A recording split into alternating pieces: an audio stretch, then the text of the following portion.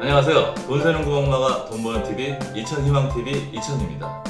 며칠 전에 신문에서 제가 아주 흥미로운 기사를 하나 발견했습니다.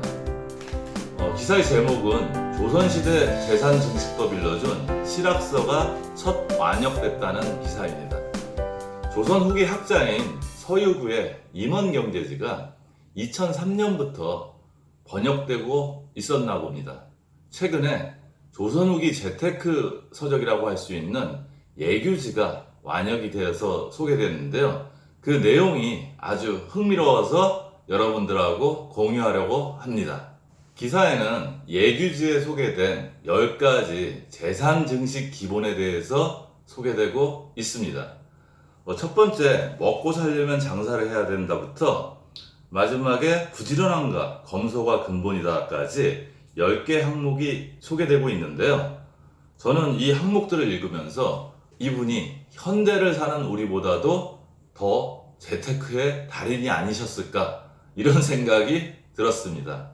게다가 또 하나 느낀 것은 몇백 년 전이라도 사람이 사는 방법은 큰 차이가 없다는 생각이 들어서 이 내용을 한번 저희가 공유해보면 재미도 있고 아마 오늘을 더 현명하게 살 수 있는 팁이 될 수 있다고 생각합니다.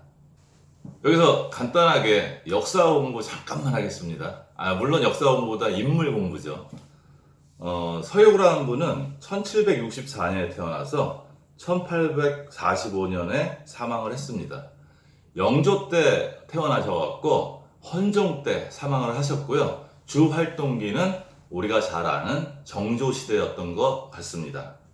1790년 정조 14년에 중광문과의 병가로 급제해서 군수, 관찰사, 이조판사, 우참창을 거쳐서 대제학까지 이뤘으니까 학문에 있어서는 조예가 깊었었던 분이었습니다. 할아버지와 아버지의 가학을 이어받아서 특히 농학에 큰 업적을 남겼는데 그래서 저희가 서유구의 임원경제지는 학력고사를 보신 분들은 아마 암기를 하셨을 것 같습니다.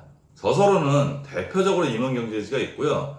또 흥미로운 게 농업경영과 유통경제에 관련해 초점을 둔 금화경독기 등 다수가 있는데 이분이 농업뿐만이 아니고 유통이나 경제에 대해서 굉장히 관심을 가져서 지금 같으면 경제부총리를 해도 될 만한 식견의 소유자였던 것 같습니다.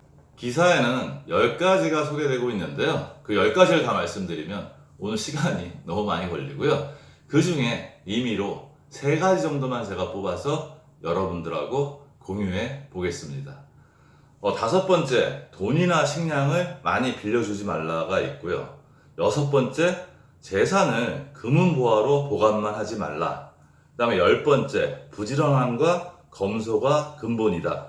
요 내용으로 한번 여러분하고 이야기를 나눠보겠습니다. 먼저 돈이나 식량을 많이 빌려주지 말라 하는 조언에 대해서 한번 이야기를 나눠보겠습니다.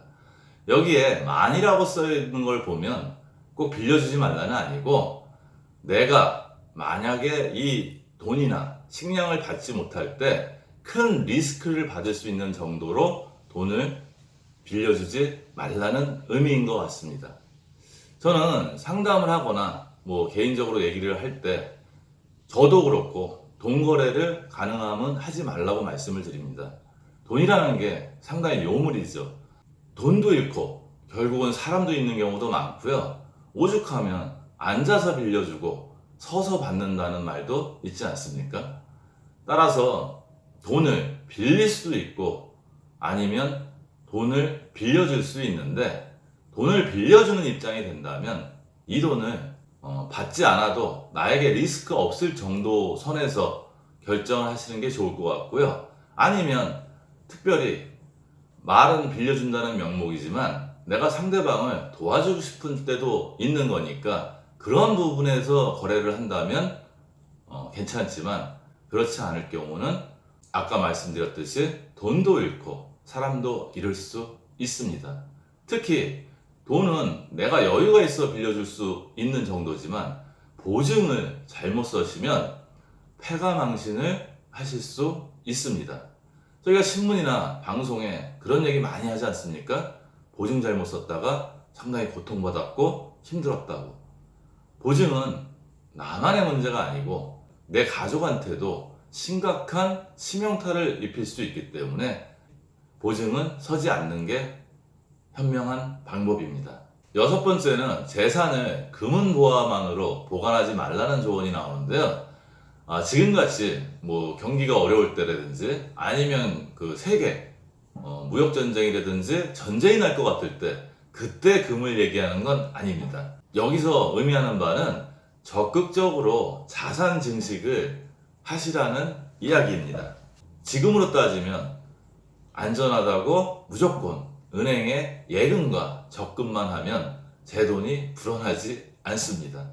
물론 단기간에 쓸 돈은 원금 보전이 최우선이기 때문에 예금과 적금을 활용하셔야 되지만 저희가 장기적으로 돈을 모은다면 인플레이션에 따른 화폐 가치 하락이 가장 큰 위험이기 때문에 경제, 금융 공부를 통해서 물가 상승률보다 1 내지 2% 정도 높일 수 있는 그 정도 금융 지식이나 경험은 쌓아야 할 것 같습니다.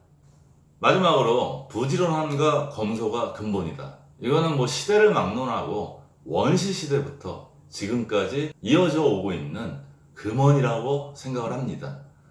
부지런함과 검소함 없이 돈을 모았다는 사람을 저는 본 적이 없습니다. 물론 정상적인 방법으로 말입니다.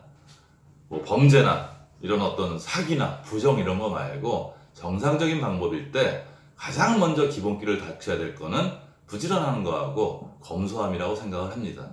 제가 쓴 책이나 뭐 컬럼이나 강의 때 이런 얘기를 합니다.